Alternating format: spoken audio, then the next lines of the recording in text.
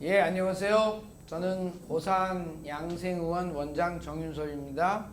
자, 지난 시간에 이어 오늘 여러분과 함께 건강한 지방을 먹자 제 파트 2. 지난 시간에 그 지방에 대해서 이제 우리가 올바른 지식을 갖다가 배웠으니까 이번에는 이제 지방에 대해서 잘못된 오해가 너무 많이 지금 우리 주변에 만연돼 있죠. 그래서 이런 잘못된 상식을 갖다가 바로잡기 위한 시간이 되겠습니다. 그래서 파트 2 제2부는 지방에 대한 잘못된 오해를 갖다가 해소해보는 그런 시간을 갖겠습니다. 이거는 제가 쓴 책 건강한 지방을 먹자 라는 책이고 거기에 들어있는 내용을 갖다가 이제 요약한 것이 되겠습니다. 자, 먼저 이야기를 시작하기 전에 오해라는 게 어떻게 생길까요? 오해라는 건 어떤 정보가 유통되고 하는 과정에서 받아들이는 쪽에서 문제가 있을 경우에도 오해가 생길 수가 있고 또 정보를 생산하는 사람들이 또 오해를 만들기도 하죠. 그래서 받아들이는 사람의 입장에서 오해가 생기는 경우는 뭐냐면 자기가 그 정보에 대해서 자기 나름대로 이해를 해가지고 그거에 대한 그 해석을 내리고 거기다가 이야기를 붙이기 때문에 이런 오해가 발생이 될 수가 있죠. 이런 경우는 누구 책임입니까? 물론 그거는 그렇게 받아들이는 사람, 그 사람 책임이죠. 또 정보를 생산하는 사람 중에서 정보를 자기의 이해관계에 맞게끔 조작해서 필요한 정보만을 갖다가 이렇게 가공해가지고 만들어서 파는 또는 만들어서 제공하는 그런 사람들도 있죠. 그런 경우에는 오해가 만들어지는 게 아니라 이런 경우를 우리가 뭐 가짜 뉴스, 잘못된 정보를 유통시킨다고 이렇게 말할 수가 있습니다. 이런 경우도 역시 정보를 생산하는 사람이 잘못된 정보를 갖다가 유통하는 거기 때문에 역시 이것도 그 정보를 생산한 사람의 책임을 져야만 합니다. 아시겠죠? 그렇지만 이제 이런 정보들이 남에게 이걸 강요를 할 경우 그때는 이제 문제가 심각해지죠. 특히 정치 사회적인 문제인 경우에는 남에게 프레임을 씌우는 그러한 역할을 갖다가 할 수가 있기 때문에 그런 문제점들이 있습니다. 그래서 우리가 잘못된 정보를 가지고 많은 오해를 갖다가 불러일으키지 않도록 그렇게 주의를 해야 되겠습니다. 그래서 우리가 알고 있는 상식 중에 잘못된 상식이 많이 있다는 사실을 갖다 여러분들이 알아야 되고 이런 상식들은 나중에 과학기술이나 또는 이런 것들이 진보하면서 그 잘못된 상식들이 바로잡히는 그런 과정을 갖다가 거치게 돼 있죠.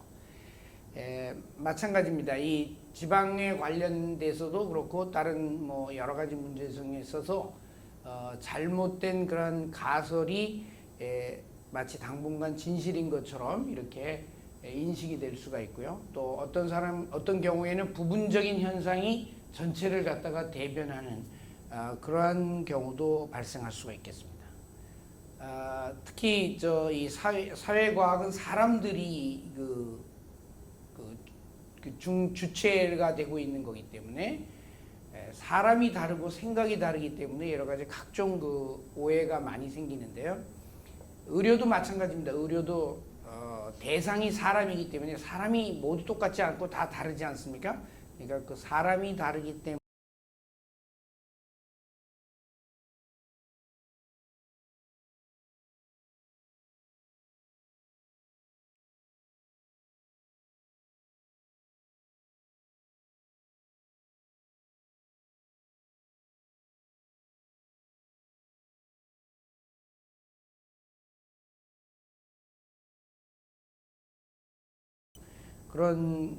그런 분야가 의료다라는 점을 갖다가 제가 많이 느꼈습니다. 그래서 의료 행위를 갖다 할 때는 때로는 그런 그 어떤 과학적인 지식뿐만 아니라 어떤 예술적인 어떤 테크니컬한 면 그런 것도 충분히 가지고 있어야 되지 않나 하는 그런 생각을 해봅니다. 제가 이런 그 장황한 얘기를 서두에 드리는 이유는 우리가 의료 상식에 관해서도 잘못된 것들이 너무 많이 우리 주변에 횡행하고 있기 때문에 이런 말씀을 갖다가 드리는 겁니다. 예를 들어서 보면 약이 무조건 좋다.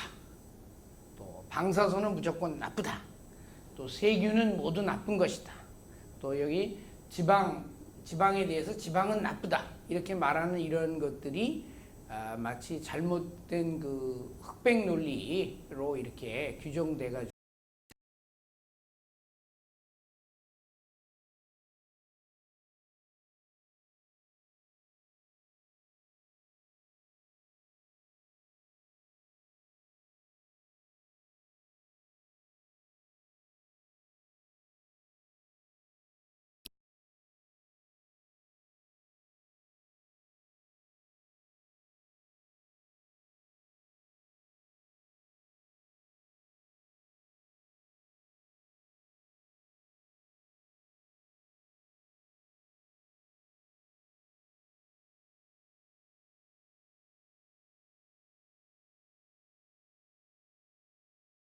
오는 오해가 있을 수가 있고, 또 기업이나 어떤 집단이 그 이해관계에 따라서 이렇게 지방에 대해서 여러 가지 잘못된 가짜 뉴스들을 만들어내는 그런 데서 오는 그런 오해가 또 있을 수가 있겠습니다.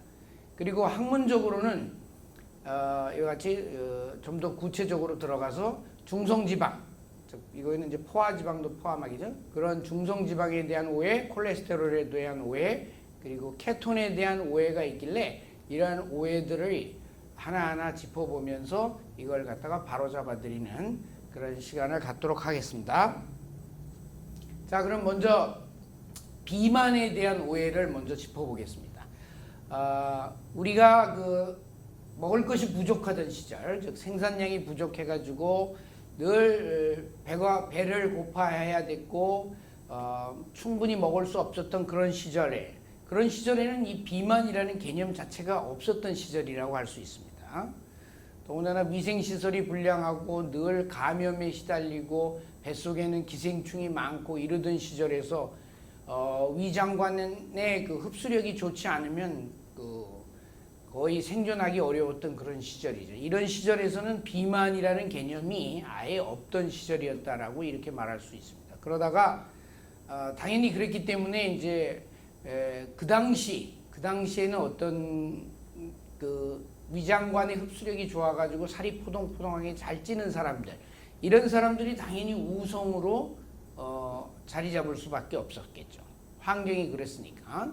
그래서 남자들 같은 경우에 살이 포동포동하게 찌고 그런 사람들이 강인하고 배짱 있고 권력과 부를 거머쥔 그런 고관대작의 이미지로 이렇게 자리 잡게 되었었고, 그다음 여자들 같은 경우에도 살이 좀 포동포동하게 찐 사람을 우리가 흔히들 부잣집 맏며느리 상이다 이렇게 말을 하기도 하고, 또 이런 사람들이 오히려 아기도 많이 낳고 하는 다산의 의미, 그리고 성적으로도 풍만한, 이게 오히려 매력이 있었던 그런 시대가 있었습니다. 그런데 요즘에 들어와서 어떻습니까? 시대가 바뀌었죠. 다시 말해서 환경이 달라졌다는 겁니다. 그래서 우리가 살고 있는 환경은 가공식품의 대량 생산에 의해 가지고 먹을 것이 늘 주변에 넘쳐나는 영양 과다의 시대를 살고 있다 보니까 오히려 이렇게 그 전에 먹어도 살이 찌지 않던 사람은 거의 정상 범위로 돌아오게 되고, 과거에는 흡수력이 좋아가지고 살이 포동포동하게 쪘던 사람들이 이제는 더욱더 많이 체중이 증가하게 돼가지고 드디어 비만이라는 그런 개념, 그러니까 정상에서 벗어난 비정상적인 상태까지 발전을 하게 되니까 우리가 비만이라는 그런 개념이 생겨나게 됐다 이거죠. 그래서 이와 같이 된 이유가 바로 다시 아까도 말씀드렸지만 그 가공식품 이런 그다음에 대량 생산, 식품의 대량 생산 이런 것들로 인해서 영양 과다의 시대가 됐기 때문에 그런 거다. 그렇지만 요거를 갖다가 이제 실제적으로 이용해 먹는 이유가 사람들이 있는데, 그게 바로 뭐냐면 이제 가공식품을 만드는 그런 식품업자라든가 또는 제당 업계들, 설탕 같은 단 것을 많이 파는 업계들, 이런 데서는 이런 개념을 갖다가 비만이라는 개념을 갖다가 잘 이용해 가지고 자기 업계의 그 호황을 누리고 있죠. 또 마찬가지로 제약업계도 마찬가지입니다. 제약업계도 많은 사람들이 비만으로 각종 성인병에 걸려야지만 제약업계 자체에는 유리하기 때문에, 그래서 이런 것들을 갖다가 마치 환자를 위하는 척하지만 실제로는 자기 업계의 그 이익을 위해서 이와 같이 위선적인 행동을 하는 그런 경우들을 우리가 많이 볼 수가 있습니다. 그래서 다시 요약드리면, 아까도 말씀드렸지만 그 살이 쪘다, 체지방이 많다는 거의 이미지가 빈곤의 시대에 있어서는 풍요, 권력, 그 성적 매력을 뜻하는 그런 이미지였다, 이렇게 말씀드릴 수 있고, 그 당시에는 그 체지방도 주로 건강한 체지방인 피하지방이 주로 많았었습니다. 그렇지만 오늘날 풍요의 시대가 되면서부터는 이 체지방이 주로 내장지방으로 많이 차게 되죠. 그리고 이 살이 많이 찐 거의 이미지가 게으름과 태만, 또는 자기 관리가 부족해가지고 오는 그 열등함과 무능력, 또 건강에서는 건강하지 못한 이미지, 몸 안에 노폐물과 쓰레기가 많이 축적되어 있다는 그런 이미지, 이런 외모 콤플렉스로 바뀌어서 오늘날 우리 사회 문화를 이루고 있다, 이런 점을 갖다 꼭 말씀드리고 싶고요. 그러다 보니까 이렇게 비만한 사람들이 오히려 사람들로부터 존경받는 그런 사회가 아직도 지구상에 있습니다. 이런 사람들은 지금 현재 국제사회적인 그런 그 기준으로 보면 이건 비만하고, 아까도 말씀드렸던 살찐 사람들의 부정적인 이미지가 많은데도 불구하고 경제적으로 어려운 그런 나라에서는 이런 이미지가 오히려 권력, 부를 상징하는 이미지로 지금 되어 있다. 그래서 비만의 이미지가, 그러니까 우리 체형에 대한 이미지가 많이 바뀌고 있다라는 사실, 그걸 아셔야 됩니다.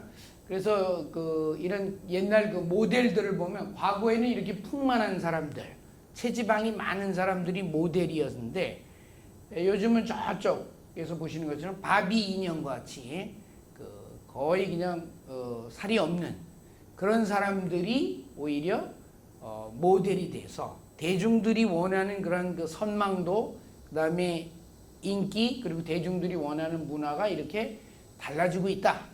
이것도 역시 마찬가지로 비만에 대한 우리의 생각을 갖다가 말해주는 그런 소견이라고 할 수 있겠습니다. 따라서 이제 요약하자면, 여기 있는 것처럼 건강한 피하지방이 많은 이런 것들은, 이 사람들은 이런 건 우리가 비만이라고 그러지 않죠. 이거는 오히려 건강한 체지방을 많이 가지고 있다라고 이렇게 얘기하죠. 우리가 말하는 비만은 원래 있어서는 안 될 저 내장, 뱃속이나 엉덩이나 이런 허리둘레 이런 데 있는 내장 비만이 증가하는 것을 갖다가 우리가 내장 지방이 증가하는 것을 우리가 비만이라고 말한다. 이런 개념을 갖다가 우리가 분명히 알아두셔야 되겠습니다. 그래서 우리가 비만에 대한 이미지가 시대에 따라서 변해왔다는 점 꼭 말씀드리고, 다음으로 이제 지방에 대한 오해 두 번째 순서가 바로 뭐냐면, 개인별로 지방에 대한 선호도, 호감이 달라지는 그런 사람들이 있습니다. 그렇기 때문에 거기에서 오는, 사람의 차이에서 오는 그런 지방에 대한 오해, 이런 것들을 우리가 또 역시 잘 알아두실 필요가 있습니다. 이 이유는 왜 그러냐면, 사람마다 소장에서 지방을 흡수하는 능력의 차이가 있기 때문에 이런 그 오해가 발생하게 되는데요. 사람들의 평균 지방 흡수 능력이 시간당 한 10g 정도라고 합니다. 그런데 지방 흡수 능력이 이보다 더 떨어지는 사람의 경우에는 어떻겠어요? 지방을 당연히 싫어하겠죠. 식품으로서의 지방을 당연히 싫어하겠습니다. 반면 지방 흡수 능력이 좋은 사람들은 지방질이 들어간 음식을 먹어야지만 식사를 한 것과 같은 그러한 포만감을 느끼게 되겠죠. 그래서 이런 차이가 어떻게 오냐? 그러면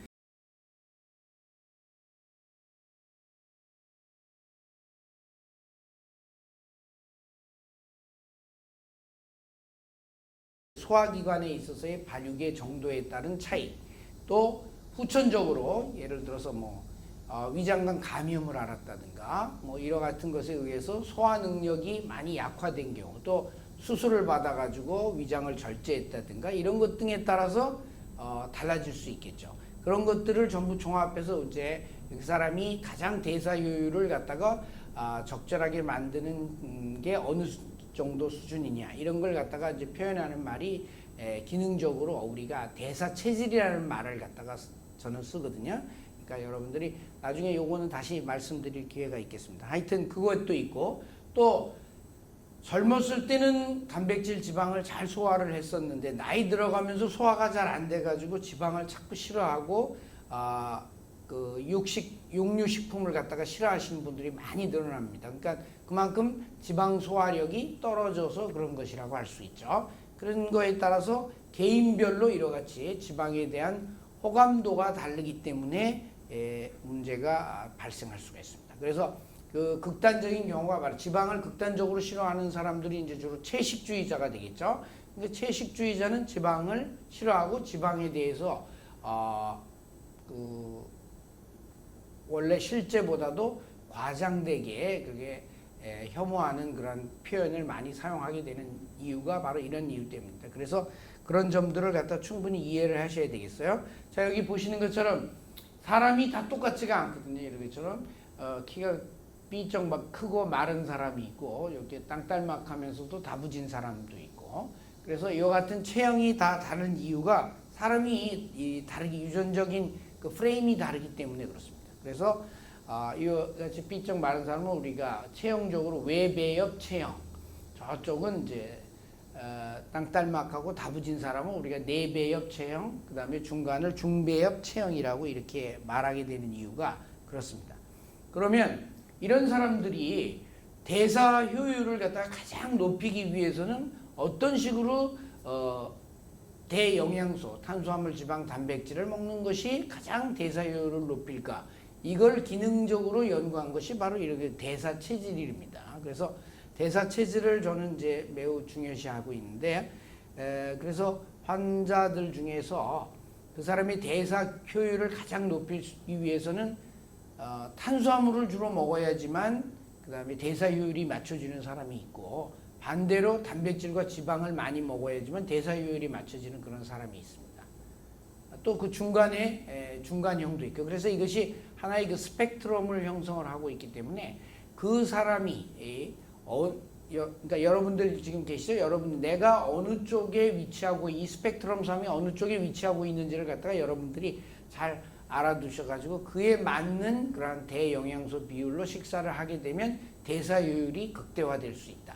그렇기 때문에 여러분의 건강을 갖다가 건강 균형을 잘 맞출 수 있기 때문에 이런 대사 체질에 대한 개념도 잘 알고 계시는 게 도움이 되실 겁니다. 왜냐하면 남이 좋다고 해서 나한테 좋은 건 아니거든요. 우리는 모두 서로 다르기 때문에, 그래서 나한테 좋은 방법을 찾아서 그 전략을 구사하셔야지 남이 좋다고 내가 그걸 따라가다가는 득도 될 수 있고 또는 잘못하면 큰 해를 입을 수도 있기 때문에 이런 점을 좀 주의하셔야 됩니다. 그래서 이걸 요약하면 역시 아까도 말했죠. 지방을 싫어하는 사람이 분명히 있다. 그거 인정합니다.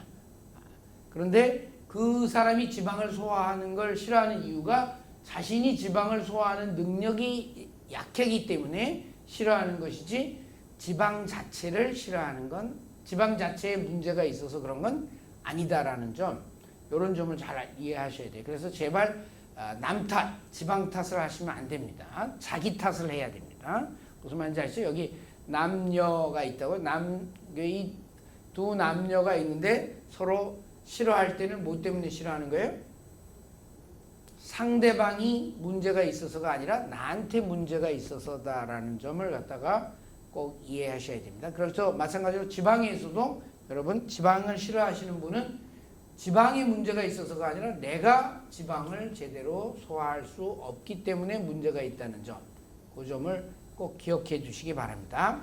그래서 우리가 사람이 다 다르고, 사람이 다 다르다는 건 모든 개인마다 생물학적인 독특성을 가지고 있다는 겁니다. 그렇기 때문에 이런 나는 나예요. 그래서 내가 남을 쫓아갈 수는 없는 거죠. 그리고 자기 자신을 남에게 비교한다든가 강요한다든가 이렇게 되면 안 되겠습니다. 그래서 마치 이런 걸 갖다가 이제 자기와 다른 사람을 갖다가 전부 다 나쁘다 이런 식으로 프레임을 갖다가 씌우고 우열을 가른다든가 또는 편가르기를 한다든가 이런 건 지금 우리가 보는 사회 현상에서 너무 정치적으로 뭐 이념적으로 너무 많이 볼 수 있죠. 그렇지만 생물학적으로 다른 걸 가지고 이렇게 그 우열을 가르거나 편가르기를 하거나 하는 이런 일들은 하시지 않는 게 맞다.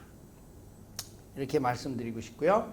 자, 이 그림을 보시면 이 왼쪽에 계신 분은 두 분의 나이가 다 똑같습니다. 56세의 여성이고 이 왼쪽에 계신 분은 채식주의자, 유명한 채식주의자 선생님이시고 저쪽에 있는 건 TV 요리 강사를 하시는 분이에요. 그러니까 육식을 갖다가 하시는 분이거든요. 두 분에 있어서 어떤 우열을 가를 수는 없습니다. 그렇지만 이분은 분명 지방을 거의 안 드시는 분이고 저분은 지방을 많이 드시는 분이 된다. 이렇게 얘기할 수 있죠.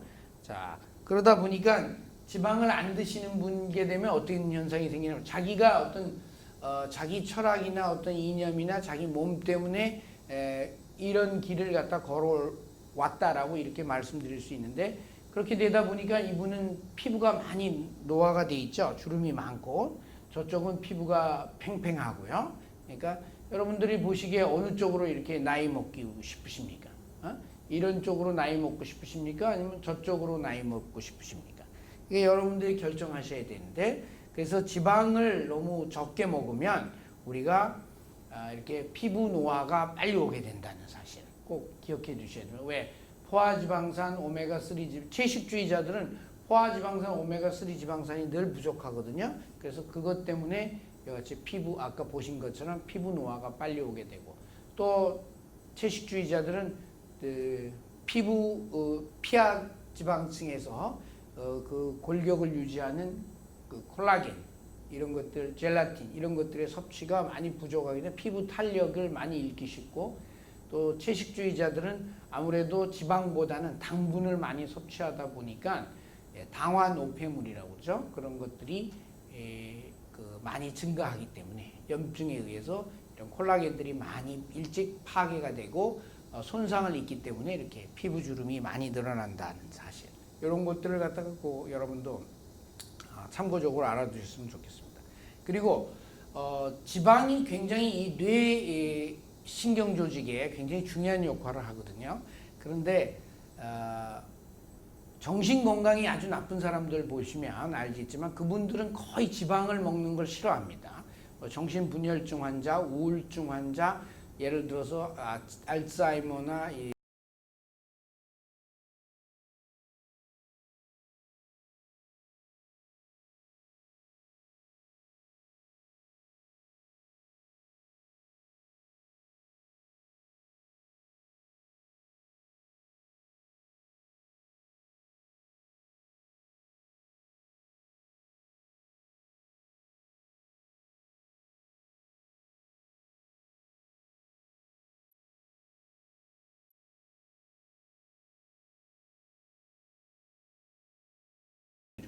그래서 그 이유를 보게 되면 뇌 신경 조직을 구성하는 데 있어서 포화지방산 콜레스테롤이 많이 중요한데 이게 부족해지기 쉽고요.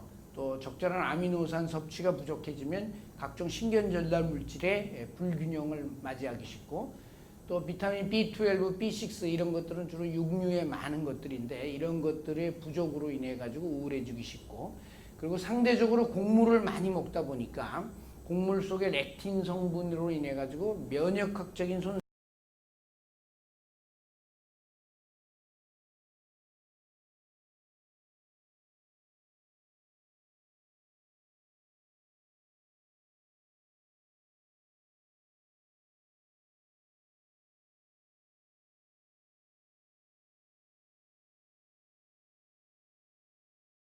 손상을 주범이 중에 이제 세 번째가 되겠죠.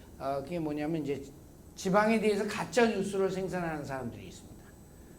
이런 사람들을 보면 이제 기업체 중에서는 제당업계 아무래도 설탕을 많이 팔기 위해서 설탕이 여러 가지 문제점이 많거든요. 그러니까 그러니까 자기 자신의 설탕의 문제점을 갖다가 회피하고 그걸 남에게 전가시키기 위해서, 즉 지방에 전가시키기 위해서 제당업계가 이런 은밀한 전략을 피우고 있죠. 또 식용유 업계도 마찬가지. 식용유 업계도 여러 가지 식용유가 각종 염증을 일으키는 그런 지방인데도 불구하고, 또 트랜스 지방도 많고 그런데도 불구하고 마치 자기네가 건강한 지방인 것처럼 이렇게 가짜 뉴스를 만들죠. 또 가공식품 업계도 마찬가지고, 그 다음에 제약업계. 제약업계는 앞서 말씀드렸지만 환자가 많이 생겨야지 이익을 보는 데가 제약업계 아닙니까? 그러니까 병을 일단 생기게 하고 그걸 약으로 치유하겠다는 생각을 가지고 있는 그런 사람들이기 때문에 이것이 지방에 대해서 누명 씌우기를 갖다가 하는 것이 자기네들한테는 유리하다, 이렇게 판단했겠죠. 그리고 이를 또 뒷받침해 주는 게 각종 학회나 연구 집단들이 되겠어요. 그래서 맨 처음 지방에 대한 누명을 맨 처음 만든 학회가 누구냐면 여러분 공교롭게도 바로 미국 심장협회가 되겠습니다. 그래서 심장협회가 콜레스테롤을 가지고 누명을 씌웠죠. 또 포화지방을 가지고 그 다음에 누명을 씌웠죠. 그리고 요즘에 와서 그것도 안 되니까 이제는 티마오라고 하는 그런 물질을 가지고 이렇게 누명을 씌우고 있습니다. 그러나 그것들이 다 잘못됐다는 걸 나중에 제가 말씀드리겠고요. 그 다음에 당뇨협회도 당연히 당분이 당뇨를 갖다가 일으키는 가장 주범인데도 불구하고 은근히 한 자리 뒤로 빠져가지고 지방에 누명이 씌워지는 걸 갖다가 즐긴 그런 협회가 되겠고요. 또 비만협회도 마찬가지입니다. 얼마 전 우리나라에서 저탄고지방 식사를 갖다가 우리가 강조했을 때 비만협회가 막 들고 일어났었죠. 왜냐하면 비만협회는 그들이 비만 환자들이 많아야지만 오히려 이득을 보는 협회이기 때문에 그렇습니다. 또 치과협회도 마찬가지입니다. 치아 건강을 위해서는 지방보다는 당분을 많이 먹어야지 치아 건강이 나빠지지 않습니까? 그러니까 지방에다가 누명을 씌우는 게 유리했기 때문에 바로 이와 같은 일들이 벌어지고 있습니다. 그래서 이와 같이 가짜 뉴스를 생산하는 사람들, 이런 사람들을 갖다가 우리가 잘 파악을 해가지고 이걸 갖다가 현명한 우리가 판단을 갖다가 내려야 되겠습니다. 그래서 이와 같이 1970년대 이후 전 세계적으로 이 저지방 식단, 지방이 범인이다라고 해가지고 건강을 해치는 범인이다라고 해서 저지방 식단이 많이 유행을 했었는데요. 그 결과